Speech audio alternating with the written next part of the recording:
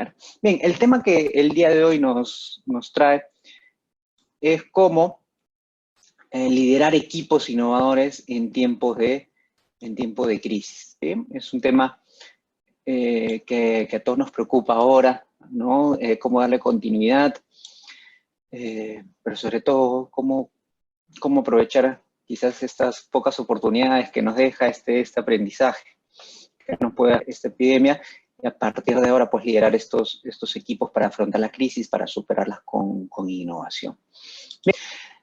Bien, antes de presentarme y contarles un poquito qué es lo que hago en estos últimos años, esta imagen la encontré hace un par de semanas cuando el Ministerio de Educación de nuestro país daba la noticia que se había empezado con éxito las clases, ¿no?, escolares en todo el Perú. Y mostraron algunas imágenes muy conmovedoras de cómo el peruano, sus hijos peruanos, los mismos niños tenían ese deseo por aprender, ¿no? A pesar de las limitaciones, nosotros, a pesar de todo, tenemos ciertas comodidades para seguir operando en nuestras vidas ante esta pandemia, pero hay gente que no. Y siempre hay que recordar con mucha humildad desde dónde venimos, ¿no? La diversidad que tenemos en nuestro país y que finalmente está la esperanza de seguir avanzando. Que sea con una radio muy vieja, ¿no?, con las incomodidades, que seguir avanzando, ¿no? Y ese quería ser mi primer mensaje, que hay que seguir avanzando porque tenemos gente detrás que depende de nosotros, no solamente la familia, ¿no?, en algunos de los casos.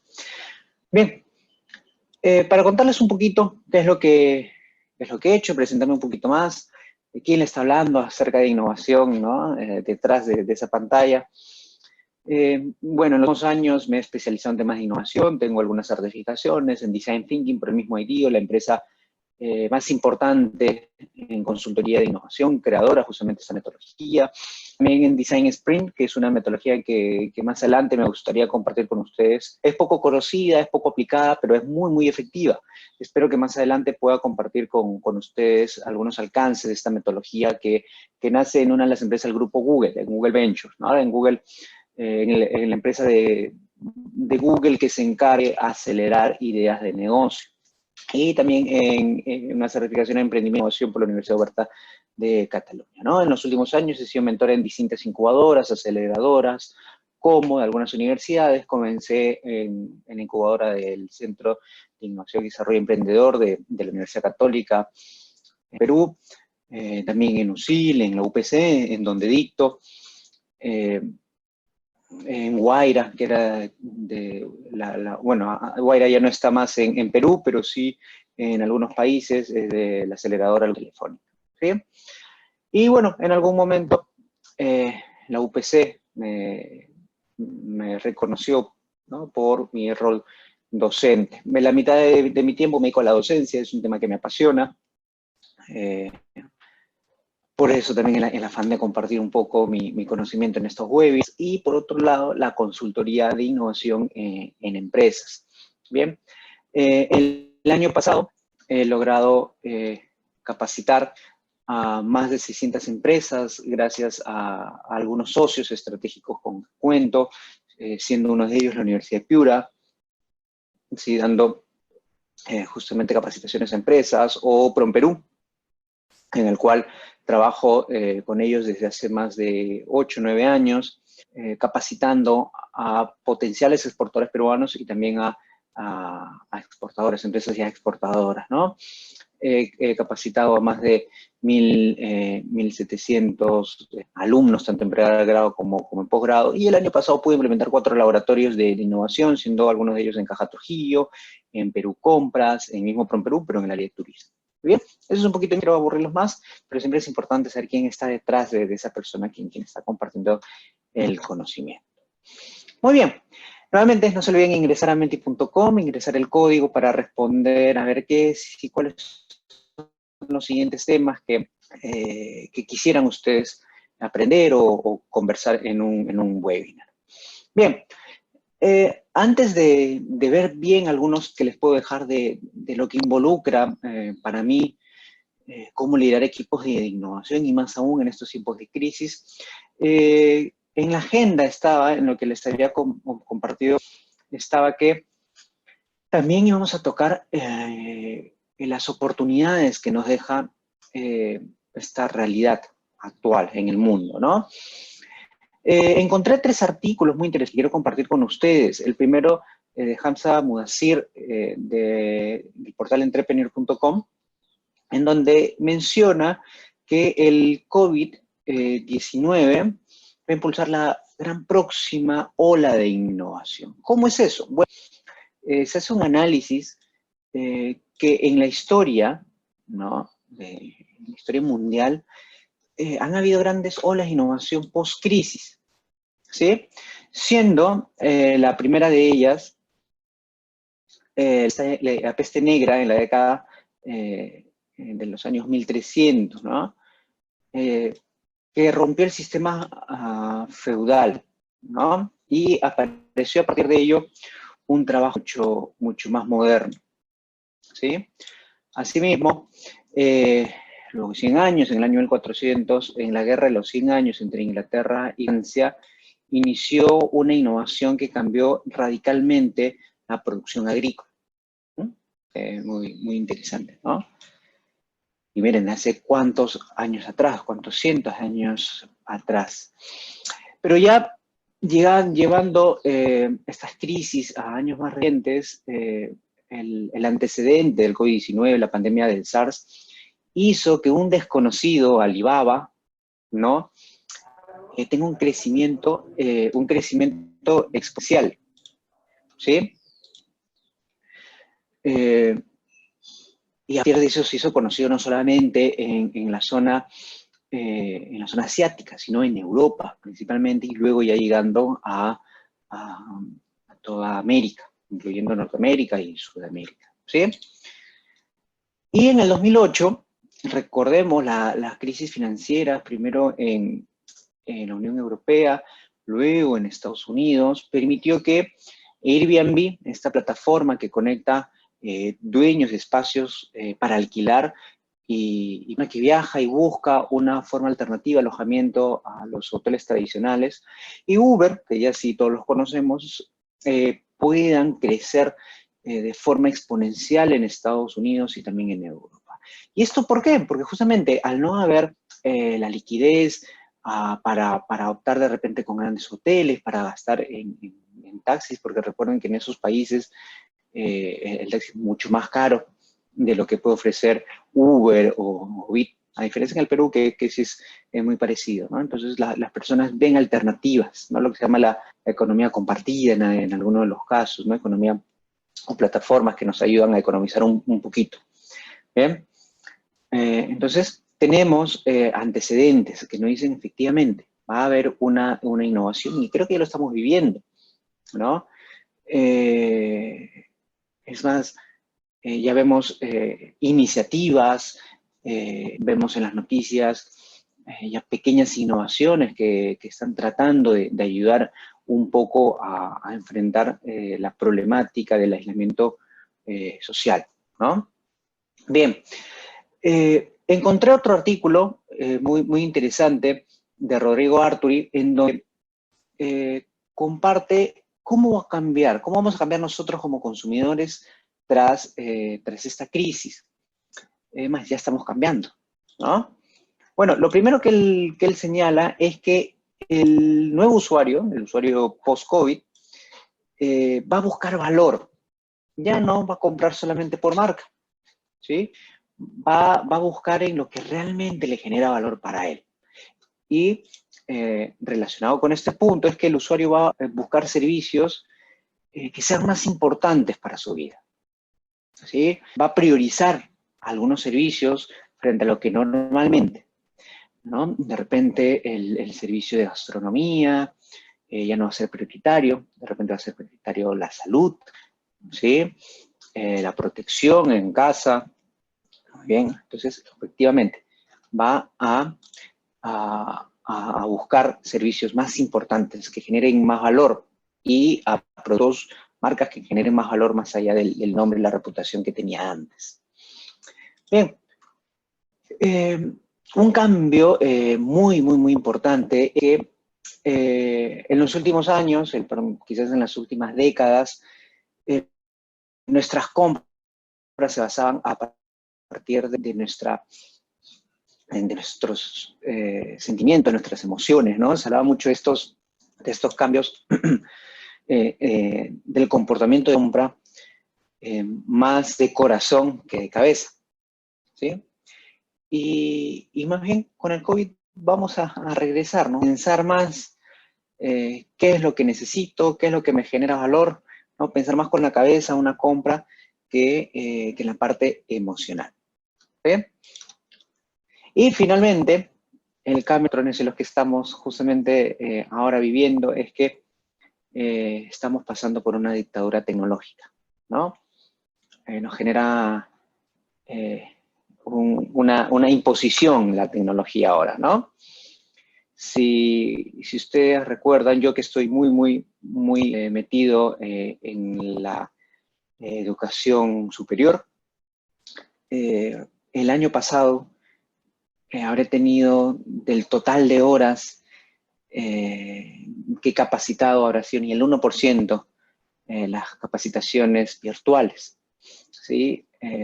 Ahora, este año son 100%. Ha dado el salto más por una obligación, como dice ahí, por una dictadura. Pero qué bien nos hemos acomodado, ¿no? Qué bien nos hemos acondicionado a trabajar, al teletrabajo, qué bien nos hemos acomodado a la acción virtual. ¿Sí? Entonces sí se puede hacer, sí, a veces muchas veces por necesidad, por imposición, tenemos que adecuarnos. ¿Bien? Es genial este artículo de Rodrigo Arturi, lo pueden buscar, o si quieren el link directo, luego me avisan, me escriben un correo y se los comparto. ¿Bien? Muy bien. 10 oportunidades cuando se acabe el COVID-19. Este es un artículo que lo encontré en el Instituto de Innovación de esta Escuela de Negocio La Salle. ¿Sí? También lo pueden buscar o me comentan para alcanzarle el link directo. Entonces, ¿cuáles son de estas 10 oportunidades? Vamos a repasarlas rápidamente para ya tocar otro tema. El teletrabajo, hablamos lo que estamos viviendo en el día a día. La formación online, como esto de aquí, como lo que estamos desarrollando juntos el día de hoy. Al haber más personas conectadas, más procesos conectados, entonces también una gran oportunidad es la necesidad en estas conexiones. ¿Sí? El acceso a sistemas de salud, ¿sí? Tan importante, ya por lo menos en Perú, en el país donde se está desarrollando este webinar, porque tengo varios que se están conectando al extranjero. En el Perú ya hay un compromiso por parte del gobierno que pasado esto, se va a priorizar este sistema de salud, ¿no? Que no era el eficiente ni acercaba mucho a ello. Y la impresión 3D, leí un artículo muy interesante que decía que en algunos países de Europa, para ganar tiempo, se comenzaba a producir ciertos insumos, ciertos materiales médicos en las impresoras 3D de los mismos hospitales, de las mismas clínicas. Me pareció genial que ya se esté usando como una realidad esta tecnología que viene de muchos años y siempre estaba en iniciativas, pero que ya se use como un estándar en ciertos procesos, me parece muy bueno. Y ojalá llegue pronto también el uso masivo de esta tecnología de impresión 3D. Servicios que ayuda a la población vulnerable. ¿Sí? Claro, se ha identificado que esta población, este tipo de población necesita más atención, ¿no? El bienestar en casa, el sentirnos bien. Tengo un amigo que ha comenzado a dar sus clases de yoga, él es instructor de yoga, tenía su academia de la noche a la mañana, se quedó sin alumnos presenciales, pero también comenzó a innovar, a ofrecer clases de yoga, pero no solamente, hay muchas otras formas de cómo sentirnos bien en casa, porque la salud mental también es muy importante en estos momentos de crisis. El ocio y entretenimiento, también hay una gran oportunidad, simplemente para contarles como anécdota, todos los días en casa yo estoy compartiendo esta cuarentena, además de con mi familia, mi esposa y mi pequeño hijo de 4 años, con mis padres. Entonces un día por curiosidad salió la idea, oye, hoy por qué no jugamos algo, ¿no? Buscamos algunos juegos de mesa que teníamos y se ha vuelto un hito. Todos los días, después del lonche, pasamos una hora compartiendo, jugando, riéndonos y que realmente alivia un poco. Una forma también de sentirnos bien en casa ante tanta preocupación. Creo que hay una gran oportunidad ahí también, ¿no? El acceso a la cultura. Ya no podemos salir a culturizarnos, a ir a los eventos de cultura. Entonces, cultura tiene que ir a casa ahora. ¿Mm? Y finalmente, en temas de negocios internacionales, la logística, el supply chain, ¿no? La cadena de abastecimiento que se ha mantenido solamente para algunos sectores.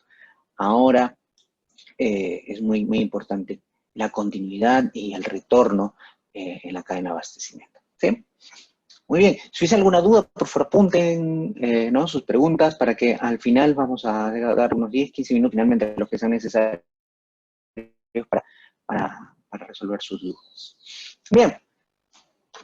Bien, estas son las 10 oportunidades que el Innova Institute de la Escuela de la Salle nos comparte. Bien, no se olviden, para los que se conectaron luego, ingresen a menti.com, ingresen el código que está ahí, el 258986, para puedan sugerirnos los siguientes temas, escoger de una lista que tengo ahí de temas preparados para compartir con ustedes en los próximos videos. Bien, ok, ahora sí, los 3 pilares para liderar innovación en tiempos de crisis. Para comenzar, lo primero, mi recomendación es que no esperemos una crisis mundial como esta, o una crisis dentro de nuestra empresa, o de nuestro emprendimiento, o no crisis de nuestro pequeño equipo que tenemos dentro de la empresa para recién generar innovación. ¿No? La innovación debería ser una buena práctica de la organización. ¿Bien? Pero la realidad es que estamos en crisis y deberíamos enfrentarla. ¿Ven? Entonces, para mí, ¿cuáles son estos 3 pilares para liderar una innovación en estos momentos? Lo primero es el conocimiento. ¿Ven? Tenemos que ganarle al tiempo perdido y conocer las distintas metodologías y herramientas para innovación. Aquí son cuantas, pero tenemos decenas, y detrás de cada una de estas herramientas o metodologías hay una serie de actividades que debemos conocer. Bien, entonces estamos retrasados con este conocimiento para innovar. Bien, es momento de que nosotros nos nivelemos, ¿sí? Como charlas como esto. Hay muchas opciones en Internet para comenzar a aprender. Hay cursos, hay charlas, hay videos en YouTube, hay libros que te explican mejor que muchas veces que un curso, ¿no? Entonces, tenemos que nivelar, ¿bien? Simplemente para presentarles algunas de estas herramientas y metodologías para innovar, las que yo sugiero que deberíamos conocer por lo menos. Design Thinking es la importante, ¿no? Es la más conocida. A ver, no es la más importante, ¿sí? No necesariamente la más importante, es la más conocida, es la más usada por las empresas, no es la única ni es la más importante, ¿sí? Ahí retiro lo dicho. Design se basa en principalmente, perdónenme, ahorita regreso. Design Thinking se basa también en algunos pilares, siendo el primero en acercarse al cliente, en empatizar con él. ¿Qué es empatizar? Es conectar con las emociones, conectar con las emociones del otro, ¿sí? Sentir lo que siente cuando esa persona tiene un problema. Eso es design, eso es, perdón, empatizar, y es uno de los principales pilares de lo que es design thinking, ¿no? Hacer al usuario, empatizar con él. Y luego, ¿no? Analizar cuál es su real necesidad.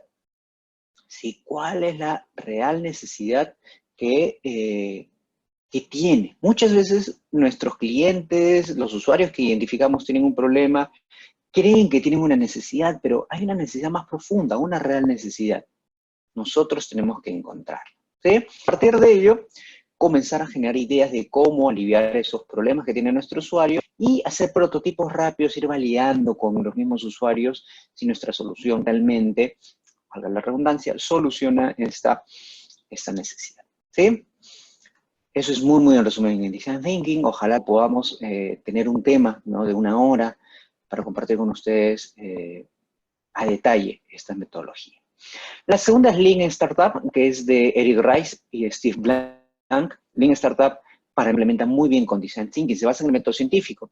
Se dice, cuando tú tienes un proyecto de innovación, todas las ideas preliminares de este proyecto son hipótesis. Todas son hipótesis. ¿Sí?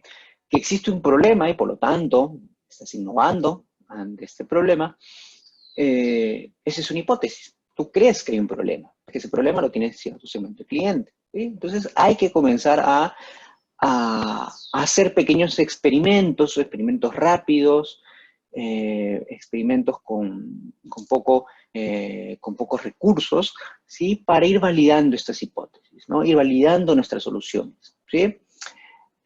No hacer todo un plan de negocio para un nuevo proyecto de innovación. Está comprobado que los planes de negocios en la mayoría de los casos no funcionan. En Estados Unidos, en las escuelas de negocios de Estados Unidos, ya no se enseñan más planes, y se enseñan todas estas herramientas que estoy compartiendo con ustedes. ¿Ven? La siguiente es Design Sprint. Ellos sí ya se llevan al extremo esta frase que nos dicen que el proceso de aprendizaje debe ser lo más corto posible, no como un plan de negocio que nos puede tomar meses en aprender qué estrategia funciona y no funciona. En Design Sprint, la metodología de Google nos dice que en 5 de lunes a viernes, trabajando con un equipo de 4 a 7 personas, 3 horas en la mañana, 3 horas en la tarde, podemos, en estos 5 días, validar una solución ante una problemática con 5 usuarios reales. ¿Sí? Eso es lo que nos dice Design Sprint. The Fourth Innovation, más bien, es una metodología de varias semanas, aproximadamente de 8 a 12 semanas, que termina con un business case, ¿no?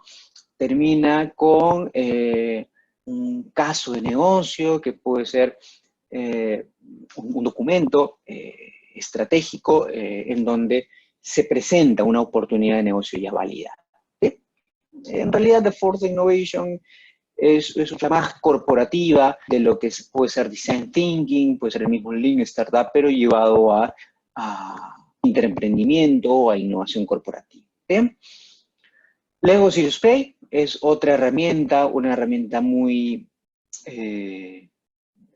lúdica, muy visual, muy experimental, las piezas de Lego y trabajar, ¿no? Esto ayuda a desarrollar la comunicación de la empresa, ayuda a desarrollar el trabajo colaborativo, ayuda a la experimentación, a hacer prototipos, a plasmar ideas, ¿no?, a la construcción de estas ideas. ¿Sí? Es una herramienta que está también muy de moda ahora, todos son facilitadores de Lego Serious Play, ¿no? Pero bueno, está bien, es una herramienta que ayuda muchísimo.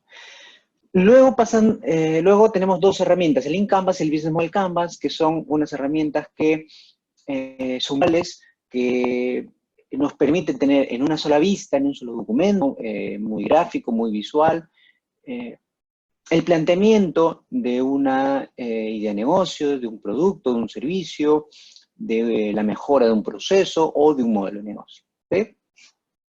El Value Proposition Design, que es del mismo autor que el Business Model Canvas de Alex Osterwalder, profundiza más bien en una herramienta visual cuáles son la práctica y cuál es el segmento de cliente. ¿Sí? Una herramienta muy visual que nos ayuda a profundizar en estos 2 elementos. El Scrum y Kanban más bien ya son metodologías para ejecutar un proyecto de innovación, ¿no? Ejecutar con este pensamiento ágil, cambiar un poco el pensamiento de los famosos proyectos, ¿no?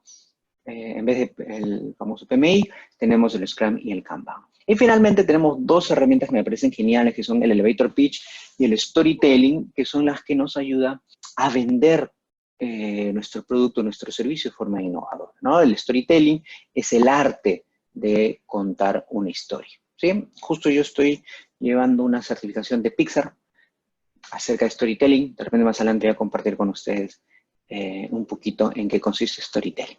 Bien. Muy bien.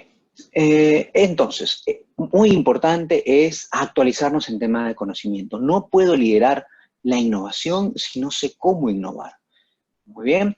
Y si estamos hablando de que nosotros vamos a liderar la innovación, quiere decir que tengo un equipo detrás para innovar, ¿sí? Hay que darle también ese acceso ese acceso a mi equipo, el acceso al conocimiento. Tengo que darle la oportunidad de que ellos puedan también aprender. Si me compro un libro, si encuentro un buen video en YouTube, si encuentro un gran artículo, compartamos el conocimiento. ¿Sí? Es importante para crear un ecosistema dentro de nuestra organización de innovación. ¿Sí? Muy bien, el segundo pilar es la experiencia. ¿Sí? No me refiero a la experiencia que uno ha tenido con años, sino a permitir que nuestro equipo experimente, que yo comparta también los hallazgos de esta experimentación.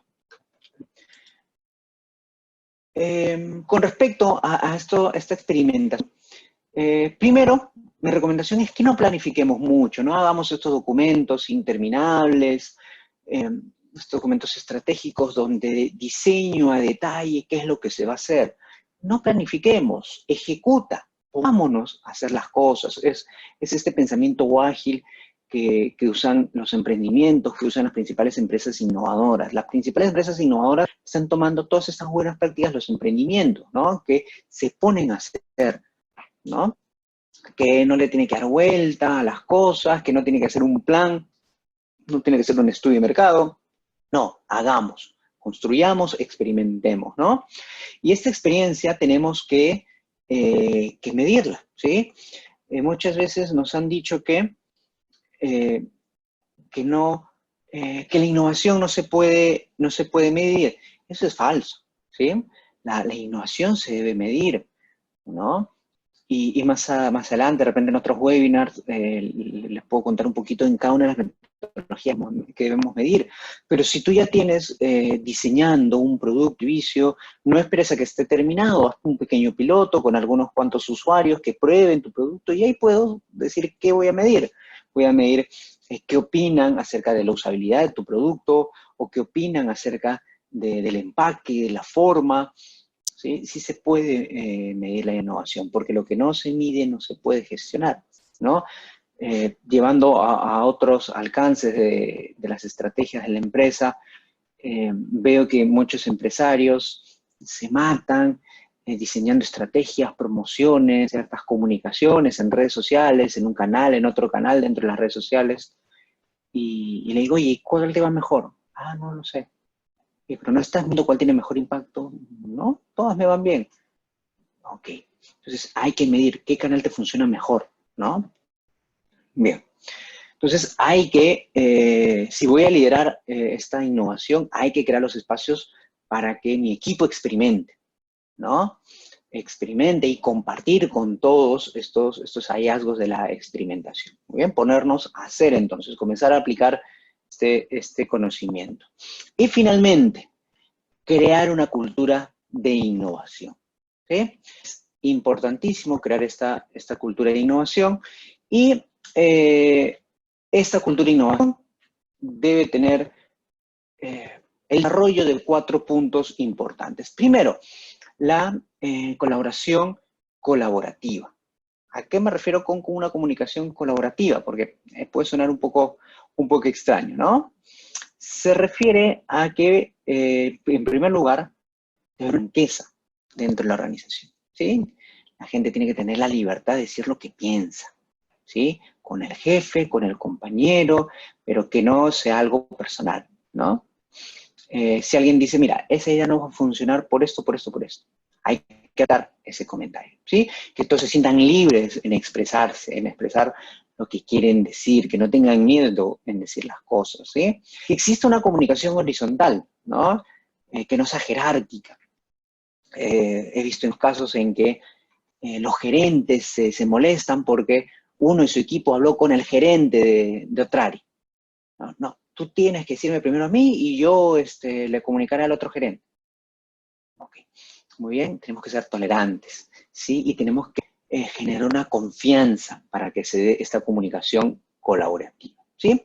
El segundo es la tolerancia al error. Quisiera preguntarles, a ver a ustedes, ¿cuándo ha sido la última vez que te han felicitado por equivocarte? es muy difícil, ¿no? Es muy difícil encontrar una empresa que tiene una tolerancia al error, ¿no? ¿Cómo es eso de que me van a felicitar porque me equivoqué? Imagínense ustedes que el directorio de la empresa les, les dice, mire, hemos diseñado este proyecto, quiero que lo ejecutes. Tú comienzas a revisar la documentación y dices, oye, pero este pez y cabeza va a fracasar. Te han dado un presupuesto de ejecución de 100.000, 200.000 dólares para ese proyecto. Tú dices, ese va a ser un dinero tirado, ¿no? Un desperdicio va a ser. Entonces, ¿tú qué haces? Ok, de esos 100.000 dólares, coges de repente 1.000, 2.000 dólares y creas un pequeño piloto, ¿no? Creas un piloto y, eh, y ejecutas este piloto. Y te das cuenta, ¿no? Con corazonada, efectivamente, no iba a ir para adelante ese proyecto, ¿sí? Iba a ser un fracaso el proyecto. Entonces, ¿qué tenemos ahí? Que le has ahorrado a la empresa, ¿sí? 100.000 dólares. Bueno, un poquito más, ¿no? Porque agarraste 2.000 dólares. Un poquito menos, pero 98.000 dólares. Ahorraste a la empresa. Entonces, es importante, ¿no? Es importante tener una tolerancia al error, equivocarse, parte de la innovación, ¿sí? Es parte de hacer. Si no te estás equivocando, si no hay errores en la empresa, es porque no estamos haciendo nada nuevo, no nos estamos arriesgando a hacer algo nuevo, ¿okay? Y eso es innovación. Hay que erradicar el miedo en la organización, ¿sí? De hacer nuevas cosas. Muy bien. Otro ejemplo que he visto mucho en las empresas es cuando se comete un error, ¿quién fue el culpable? Ni siquiera nos estamos preocupando por darle solución, ¿no? Okay. Entonces, más bien, se presenta un problema, un error dentro de la organización, todos orientados a encontrar una solución. Luego haremos las medidas correctivas para que no vuelva a pasar, ¿no? Hay que aceptar también el cambio, ¿no? Las cosas cambian, los tiempos cambian, estamos viviendo en un gran cambio, esto estoy seguro va a impactar muchísimo en las formas en cómo hemos manejado las cosas. Entonces, la incertidumbre es parte de, ¿sí? Y está relacionado a la tolerancia al error. Bien, y hay que nuevamente generar confianza. Hay que generar confianza para crear una cultura de innovación, hay que generar confianza en que nos podemos equivocar, ¿sí? Y creer en nuestro equipo, creer que efectivamente hay un problema, hay un error, pero mi equipo lo va a solucionar. Hay que empoderarlo, entonces. El punto es incentivar la creatividad. Y acá les voy a hacer una pregunta que quiero que también ustedes mismos se la respondan. Cuando estoy en mis talleres de innovación, pregunto a los participantes, y no va a ser la excepción el día de hoy. Recuerden antes de la cuarentena, la última semana de la cuarentena, ¿sí? La segunda semana. De las 40 o 48 horas que trabajaste, ¿cuántas horas te permitieron para generar creatividad, para generar innovación o simplemente investigar nuevas cosas? ¿Sí? A ver, no me voy a responder en el chat. ¿Cuántas horas? Activen el chat, por favor, y escriban ¿cuántas horas de las 40 a 48 que trabajaron esa semana, antes de la cuarentena, cuántas horas le dedicaste, te permitieron dedicarle a la innovación, a la investigación, a generar creatividad? A ver, por favor, ayúdenme, respondan por favor en el chat. ¿Cuántas horas le dedicaron de las 40 a 48 horas? Tienen acceso al chat, ¿no? Sí, sí, tienen acceso al chat. A ver, por favor, ayúdenme respondiendo en el chat. A ver, quisiera leerles sus respuestas. ¿No? ¿Nadie quiere participar en el chat? Bueno, no importa. Ok, quedo atento igual si luego escriben, ¿no? Es muy importante entonces crear estos espacios, motivar la participación. Si alguien tiene iniciativa, ok, Rosy que desde Colima, México me responde, en realidad muy pocas horas, ¿no? No tengan miedo de decirme si son 0 horas, que es lo normal, que es lo común, porque el día a día nos gana, ¿sí? Dice, motivarla, les comentaba, perdón, motivar la participación, ¿no? Hay que dar estos espacios para que la gente pueda tener esa iniciativa, decir, oye, mira, he escuchado que estás en este proyecto, ¿qué te parece esto o lo otro? O sea, hay que crear esos espacios, ¿no? Y va de lado mucho de la comunicación colaborativa, ¿no? Promover también la construcción rápida de prototipos, de experimentos, de pilotos, ¿sí? En algunos casos, que no lo crean, poner límites ayuda mucho a innovar. Ok, en este proyecto tienes semanas y tienes tal presupuesto, ¿no? Ok, darle un marco a la innovación, aunque no lo crean, también ayuda, ¿no? Como ahora estamos siendo muy innovadores ante esta crisis, ¿no? Entonces hay que generar pequeñas crisis en nuestras organizaciones muchas veces para que salga esta creatividad de esta innovación, ¿no? Hay que proteger estas nuevas ideas, no permitir de que alguien más, otra gerencia, o alguien diga, no, que eso no va a funcionar. No, dejen, tranquilo, hay que proteger a esas personas más innovadoras, ¿sí? Muy bien. Y el último, ¿sí? El último tema con respecto al, a, a esta cultura, generar esta cultura de innovación, es justamente liderar la innovación, ¿no? ¿Cómo lideras puntualmente estos pequeños equipos? Es conociendo a tu gente, sabiendo cuáles son las habilidades de cada uno, cuáles de repente son sus ojos, ¿no? Saber cómo juntar a tu equipo, dos personas que te ayuden a sacar lo mejor de cada uno. De repente esta persona se complementa con esta otra para esta tarea, ¿no? Hay que saber formar entonces mis equipos de acción o los pequeños grupos de trabajo, ¿no? Hacerlos crecer, ¿sí? No tener ese miedo, a veces ese miedo de esta persona es muy hábil, me va a sacar el piso. No, dejemos eso. Nosotros siempre tenemos mejores habilidades, tenemos más experiencia, y qué genial alguien de mi equipo verlo cómo avanzó, cómo agarró una gerencia, y por qué no, que nos supere, ¿no? Hay que ser humilde en ello, ¿no? Y siempre darle el apoyo, ¿no? El apoyo para el desarrollo de sus competencias, ¿no? Y crear una comunidad, como yo quiero generar a partir de ahora con esto, ¿no? Generar una comunidad de que todos puedan apoyarse entre sí en estos temas de innovación. Muy bien. Entonces, fomentar el liderazgo hacia la innovación. Un verdadero líder desarrolla otros líderes, ¿sí? Muy bien. Ya casi terminando esta, a ver cómo vamos de tiempo. Sí, ya debemos ir culminando para darle tiempo a sus preguntas. Bien, pero lo más importante de todo, ¿sí? El usuario. ¿Ok? ¿A qué me refiero con usuario? Aquella persona por la cual nosotros tenemos que innovar es el centro de todo. Tenemos que ponernos en el papel de ellos. Tenemos que conectar con las emociones de ellos. ¿Sí? Tenemos que saber realmente qué siente él con ese problema por el cual nosotros estamos iniciando un proyecto de innovación, sea dentro de la empresa o sea fuera de la empresa. ¿Sí? Porque también hay la innovación dentro de las organizaciones. ¿Sí? Si yo necesito liderar un proyecto para mejorar la experiencia de mis clientes internos, ok, tengo que convertirme en ese cliente interno. Recuerden, el usuario es el centro de todo. Muy bien, para mí eso es lo más importante de la innovación. ¿Sí? Y nosotros, líderes de innovación, tenemos que enseñar eso también al equipo. ¿Sí? ¿Okay? Cuando alguien viene con un requerimiento y dice, oye, qué pesado. No, no, qué pesado. Ponte en papel de él. ¿Por qué te está pidiendo ese requerimiento? ¿Okay? ¿Cuál es su experiencia ante ese proceso? ¿Bien? Ok,